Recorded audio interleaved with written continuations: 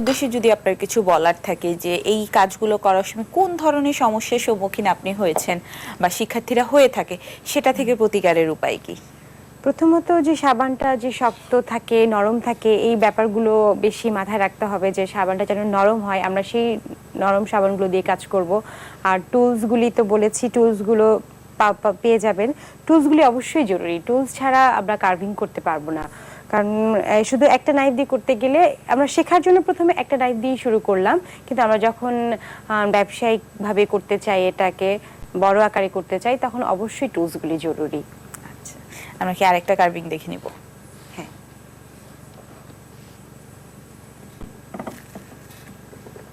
আমরা একটা কালারফুল সাবান দিয়ে একটু কার্ভিং করব।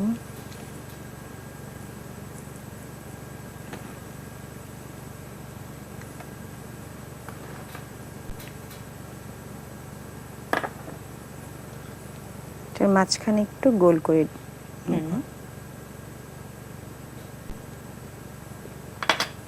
এই সাবানটাও একটু ড্রাই মনে হচ্ছে। হ্যাঁ, একটু ড্রাই আছে।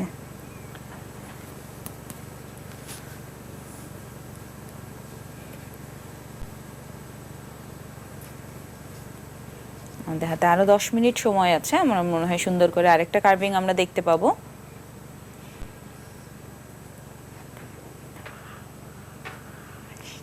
ভি শেপ করে কাটছি। শিক্ষার্থীদের এটাও দেখার ইচ্ছা ছিল, এই জন্য আমি এটাও আরেকবার একটু দেখিয়ে দিচ্ছি। আচ্ছা, ভি শেপে আমরা পাপড়িগুলো কেটে নিচ্ছি।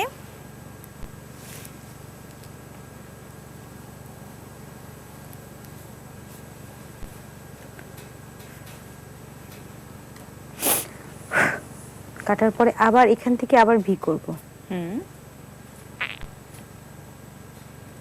আমরা প্রথম ক্লাসে কিন্তু ভি শেপের একটা ফুল দেখেছিলাম, কিন্তু ওটা দেখেছিলাম যে ভি করে কাটার পরে মাঝখানে আবার পরে শিরা কেটেছি, কিন্তু এখানে আমি পরে শিরা কাটবো না, এটা আগেই শিরাটা কেটে নেব। আচ্ছা আচ্ছা,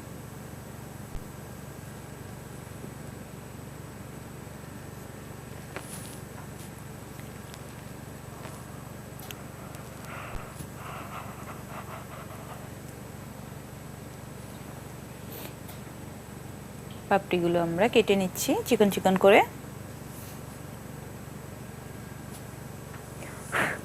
এখন এই মাঝখান থেকে আবার একটু তুলে নেব। সাইড থেকে এবার আমরা বাড়তি অংশটা তুলে নিব।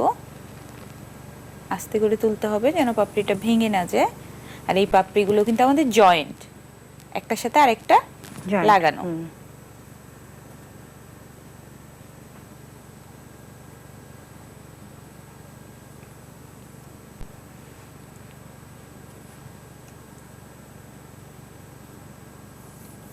স্টারের মতো হয়ে গেল। আবারও সেই একই ভাবে আমরা পাপড়ি কেটে নিব। আমরা এই যে মাঝখানে যে শিরাটা সেটা আগে কেটে নিচ্ছি।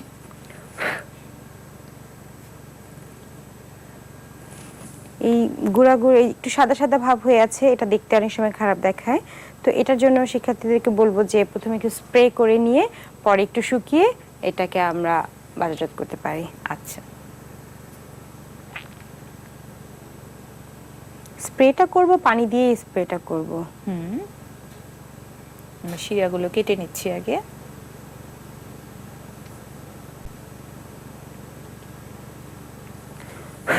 এখন আমি ভি শেপ করে কাটবো।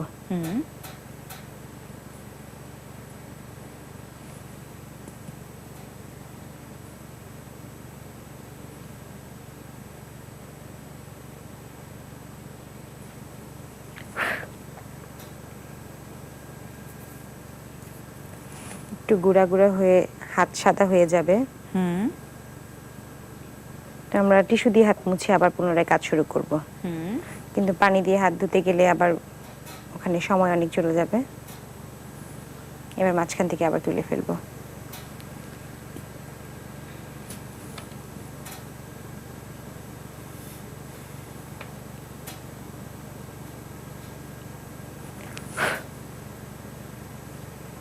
আবারও মাঝখান থেকে তুলে ফেলছি। সাবধানে তুলতে হবে যেন পাপড়িগুলো ভেঙে না যায়।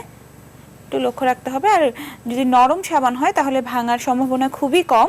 সাবানটা যদি একটু ড্রাই হয় তাহলে কিন্তু খুব সাবধানে কাজটা করতে হবে, অথবা আপনাকে পানি স্প্রে করে তারপর কাজটা করতে হবে।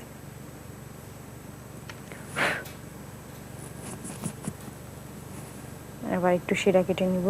এবার একটু বড় করে নিচ্ছি আমরা। আস্তে আস্তে ফুলটা বড় হয়ে যাচ্ছে, পাপড়িগুলো।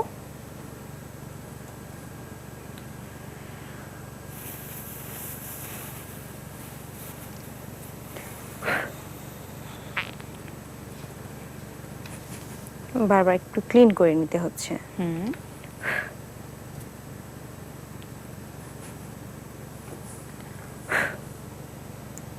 বড় ভি করে কাটবো।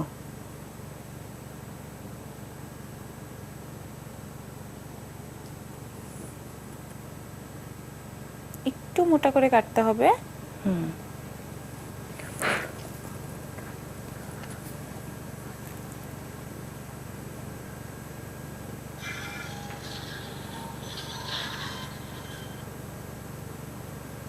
আমরা পাপড়িগুলো দেখে নিচ্ছি।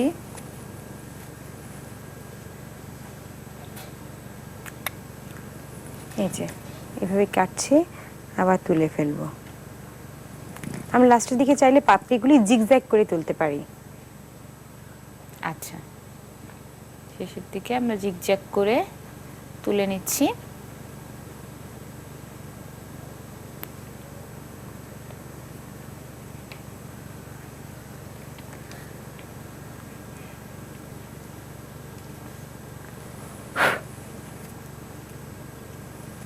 শিক্ষার্থীরা, আপনারা কিন্তু নিজেরাই বুঝতে পারছেন যে অবশ্যই নরম একটা সাবান আপনাকে নিতে হবে, যে সাবানটার মধ্যে আপনি কার্ভিং করবেন। শক্ত সাবান যদি নেন তাহলে কিন্তু বারবারই আপনার পাপড়িগুলো ভেঙে যাবে।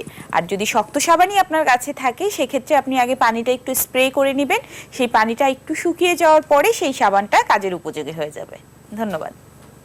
এই যে এভাবে নিলাম, তো আমি জিগজ্যাগ করতে চাইলে এই যে এভাবে জিগজ্যাগ জিগজ্যাগ করে টান দিব। আচ্ছা,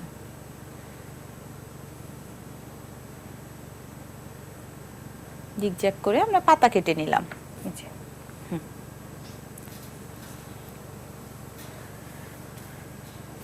হাতটাকেই বারবার ঘোরাতে হবে।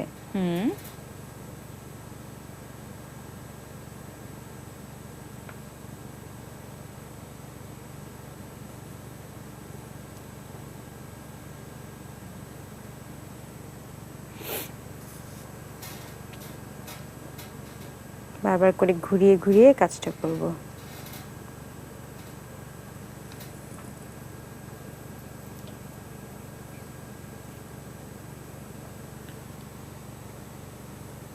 আমরা পাপড়িগুলো কেটে নিচ্ছি।